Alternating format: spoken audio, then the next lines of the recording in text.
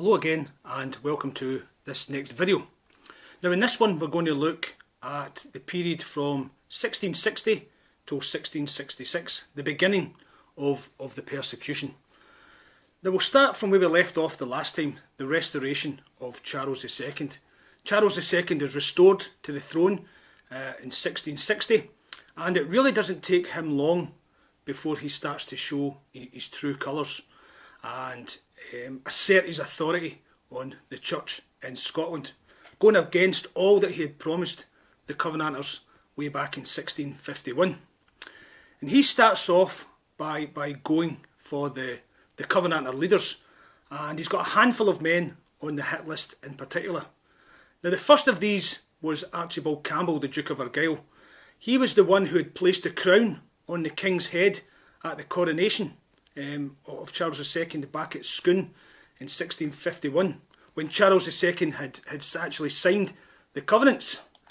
Now, Archibald Campbell goes to London to present himself to the king. He assumes all is well. Charles II even agrees to have a meeting with him, but it's a trap, and he's arrested and held in the Tower of London.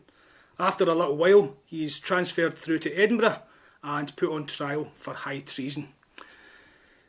He is found guilty, and he is sentenced to be beheaded on the Scottish guillotine known as the Maiden. And he would become the first of these Restoration martyrs, as they were known. As he went up the scaffold, some of his last words were, "I wish the Lord to pardon him, I say no more, but God has laid engagements on Scotland. We are tied by covenants to religion and Reformation. Those who were then unborn are yet engaged, and it passes the power of all the magistrates under heaven to absolve from the oath of God." A few days later, James Guthrie, who we spoke about in the last video, goes to the gallows in Edinburgh, saying, "I take God to record in my soul, I would not exchange this scaffold with the palace or mitre of the greatest prelate in England." And his last words were, as I said in the last video, the covenants shall yet be Scotland's reviving." Archibald Johnson of Warriston, who was a lawyer of the National Covenant, he escapes, but he's hunted down, found in France and brought back and held in the Tower of London, again then being transferred up to Edinburgh to suffer the same fate as James Guthrie on the gallows.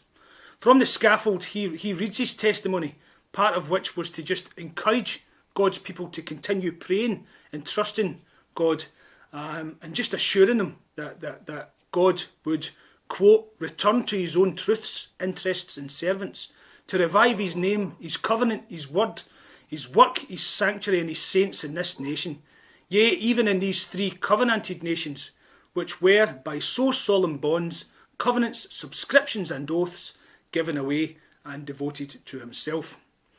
Now, not everyone on the list would face death at the hands of the hangman. Alexander Henderson, who was the architect of the National Covenant, he certainly would have, had he not died of natural causes in 1646. However, the king's anger at not being able to bring him to trial is evident even today. If you go to his grave in Edinburgh, you'll see musket ball holes and sword marks from the soldiers who were told to go down and destroy his grave at Greyfriars Kirkyard in Edinburgh.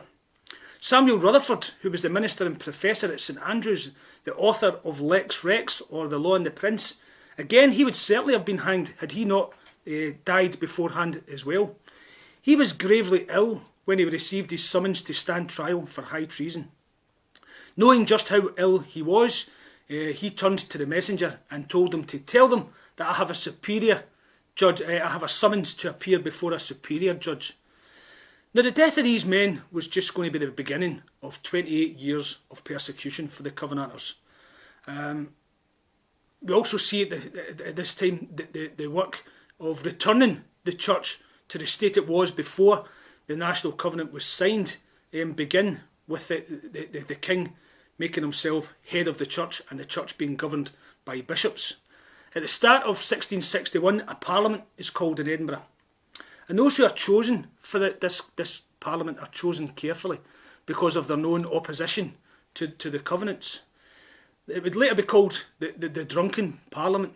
And this Drunken Parliament passes the Oath of Allegiance, in which people had to say that they recognised the king as having complete power over everything, even the church. In March, it passes the Reformation Act, which abolishes all the acts of what the king called the pretend parliaments. These had been passed, the acts that had been passed since 1633. Now, many of these acts had been in favour of Reformation and Presbyterianism. So, with one sweep, all the work of the Second Reformation is undone, and the door is opened for episcopacy to be re-established in Scotland again. The next year, Parliament declares that the covenants are unlawful, and despite the fact he signed them himself, Charles II has them publicly burnt. A royal proclamation is made saying bishops are to be reintroduced to the Scottish Church, with all their power and privileges restored. No general assemblies or meetings are to be held without the king's authority, and if you speak out or preach against these changes, you will be subject to imprisonment. The king also decrees that every Presbyterian minister ordained since 1649 has to submit to the bishop or patron. However, many of these ministers, especially in the lowlands, refuse to submit. So the Earl of Middleton, who is Charles II's commissioner to the Parliament up in Scotland, decides to get tough with these ministers. The Privy Council meets in the hall of the old Glasgow College on the 1st of October 1662 and issues a proclamation that all the ministers who have not submitted to their bishops are to remove themselves and their families out of their parishes by the 1st of November and to lose their manses and their salaries. Soldiers would be used to enforce this by entering the churches and forcibly removing them if need be.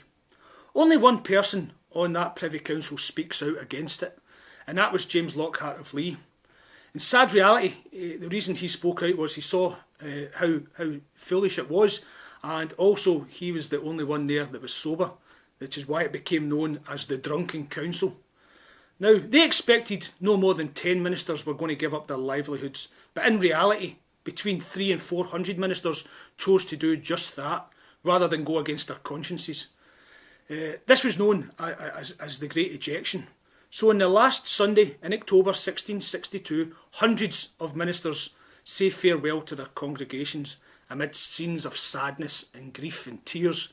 The Reverend Alexander Peden, after closing the door of his church down at Glenluce, strikes the door 3 times with his Bible, saying, "I arrest thee in my Master's name, that none ever enter thee but such as come in through the door as I have done."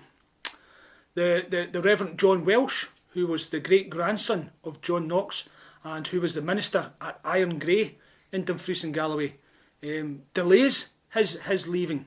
So an order's issued for his arrest, but when the soldiers come to arrest him, he's surrounded by his congregation and they escort him away from the church. Now, the government and the bishops were left with a problem here. Now, this drunken Privy Council had assumed that only a handful would leave their churches, but in reality they were left with hundreds of vacant churches and they all needed to be filled. So what were they going to do? Well, to deal with this crisis, many young men for the Highlands are brought south and with very little training are ordained as curates.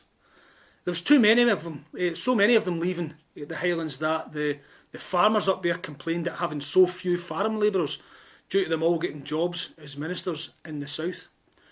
Now, these young Highlanders were ignorant of the lowlands and the lowland ways, and they were lacking both spiritually and morally.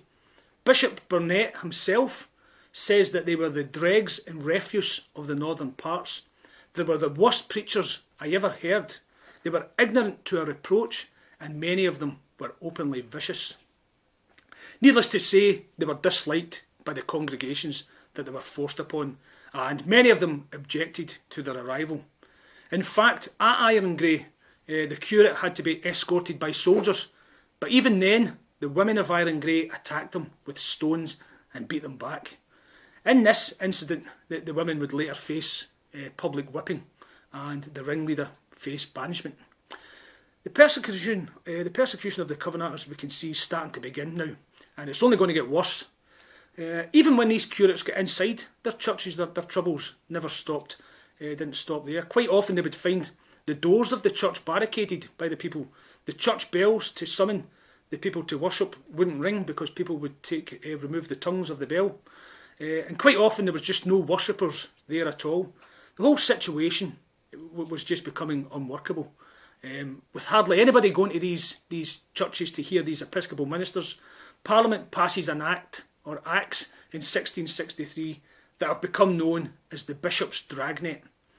In these, the people who didn't go to their nearest church on Sundays would be fined large amounts of money, and that money being collected by the military.